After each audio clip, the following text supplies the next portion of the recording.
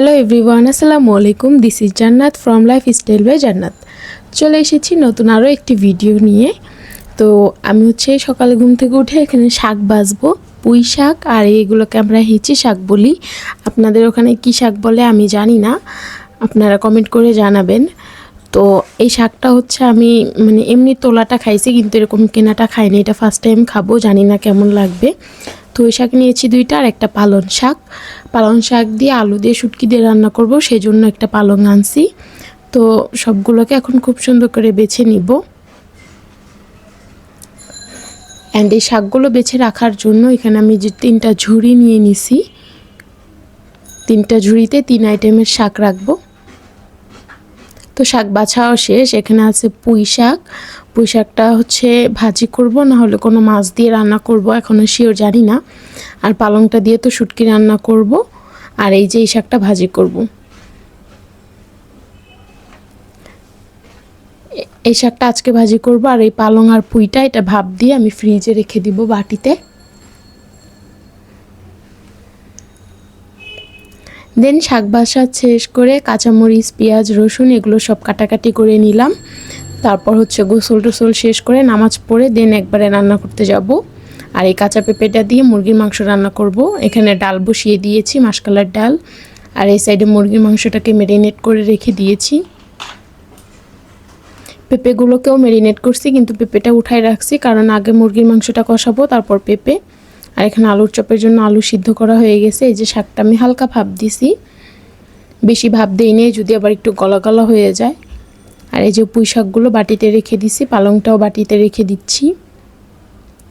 ডালটা আমার বাগার দেওয়া হয়ে গেছে। আপনারা কে কে মাসকালের ডাল খান সেটা অবশ্যই জানাবেন।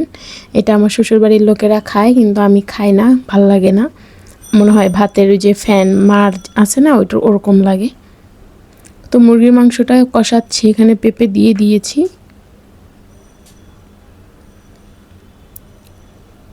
সেহরিতে না শুধু মাছ দিয়ে ভাত খেতে ভালো লাগে না প্রতিদিন, তো একটু মাংস, ভুড়ি, তারপরে ভাজি, ভর্তা এই টাইপের জিনিস হলে বেশি ভালো লাগে খেতে।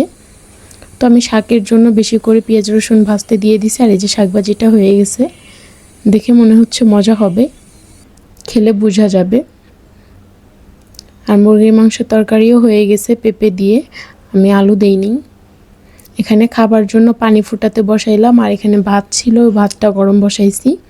আলুর চপের জন্য আলু চপ, তারপর বেগুনি, পেঁয়াজও সব রেডি করে রাখছি। ছোলা ভাজাও হয়ে গেছে। এখানে শরবত বানাচ্ছি আসরের নামাজ পড়ে। দেন এখন যাব ভাজা পোড়া করতে। এই তো বেগুনের চপ ভেজে নিচ্ছি। এখানে কালো যে লম্বা বেগুনটা, ওই বেগুনটার প্রচুর দাম, সেজন্য আমি সাদা বেগুনটা খাই। এটাও সস্তা যে তা না, এটাও 50 টাকা করে কেজি নিছে।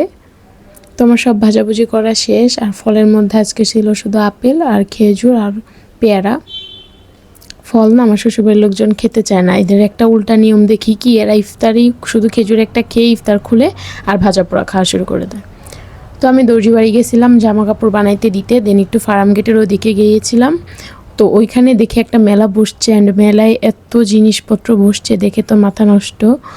তো পুরোপুরি মেলাটা বসে নেই, সেজন্য পুরোটা দেখাইতেও পারিনি, কয়েকটা দোকান বসছে শুধু।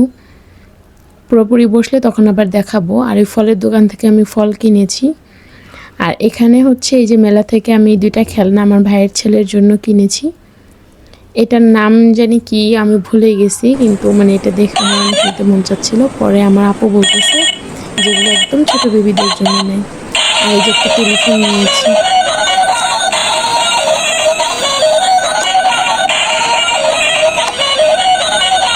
এই টেলিফোনটা পেয়ে তো সে খুব খুশি। তো আমি আবার একটু হালকা পাতলা নাস্তা করতেছিলাম। তো আজকে ভিডিওটা কেমন লাগলো সবাই কমেন্ট করে জানাবেন। ভিডিওটি ভালো লাগলে চ্যানেলটা সাবস্ক্রাইব করুন। টাটা, বাই অ্যান্ড আল্লাহ হাফেজ।